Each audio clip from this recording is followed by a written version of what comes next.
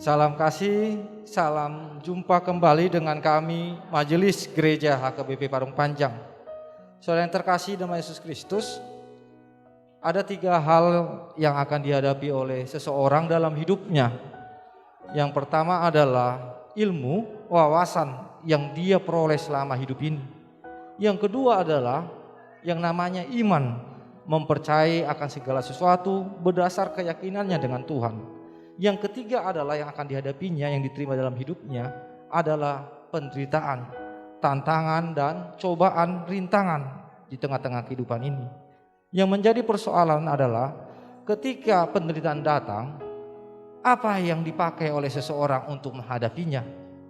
Karena jika dipakai ilmu, banyak orang-orang pintar yang tidak bisa menghadapi persoalan hidupnya menjadi putus asa dan bahkan bunuh diri. Oleh sebab itu, kita pasti semua menerima yang namanya ilmu, kepintaran.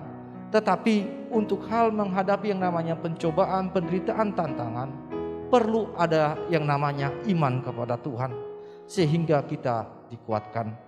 Berdasarkan itulah kami membuat renungan yang akan menguatkan saudara untuk menghadapi setiap persoalan-persoalan. Dan biarlah melalui renungan ini saudara boleh menemukan jawaban-jawaban yang Tuhan berikan kepada saudara menghadapi setiap persoalan-persoalan kehidupan. Selamat menikmati renungan yang disampaikan oleh majelis gereja ini, dan biar renungan ini menjadi berkat bagi kita, bagi gereja kita juga. Amin.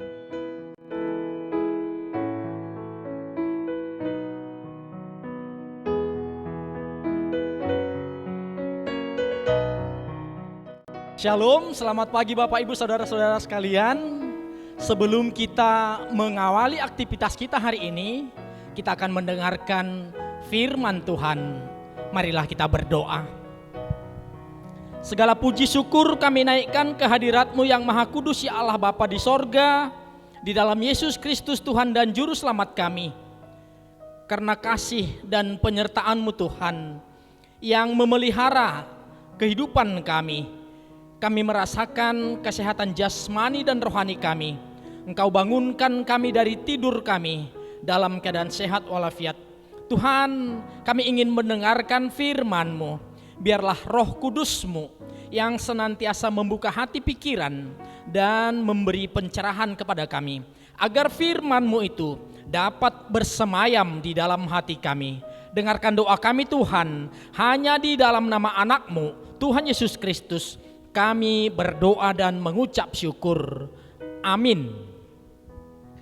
Bapak Ibu Saudara-saudari, firman Tuhan yang menjadi renungan dalam kehidupan kita hari ini, Sabtu akhir pekan tanggal 23 April 2022, diambil dari kitab Yeremia pasal 14 ayatnya yang ke-7. Saya bacakan untuk kita. Demikian firman Tuhan.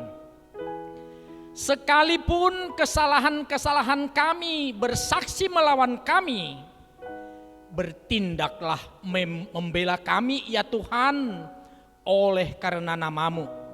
Sebab banyak kemurtatan kami telah berdosa kepadamu. Demikian firman Tuhan. Bapak Ibu Saudara-saudari, sejak manusia pertama yaitu Adam, kehidupannya sudah dipengaruhi oleh iblis. Bahkan sampai kepada kita saat ini, kehidupan kita sering dipengaruhi iblis.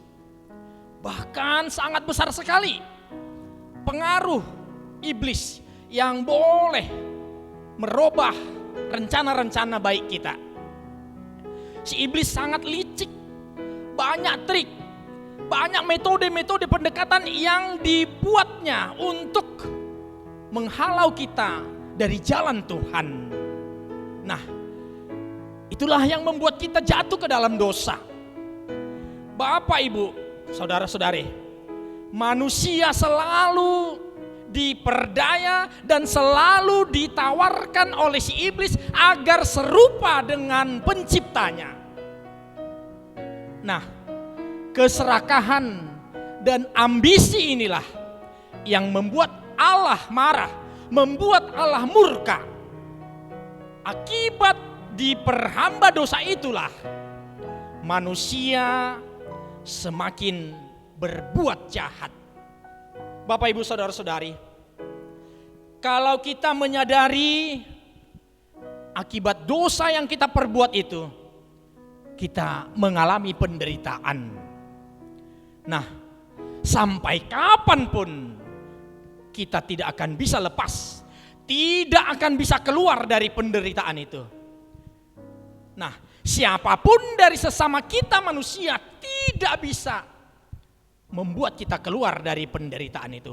Hanya satu-satunya Tuhanlah yang bisa melepaskan dan menghentikan penderitaan yang kita alami.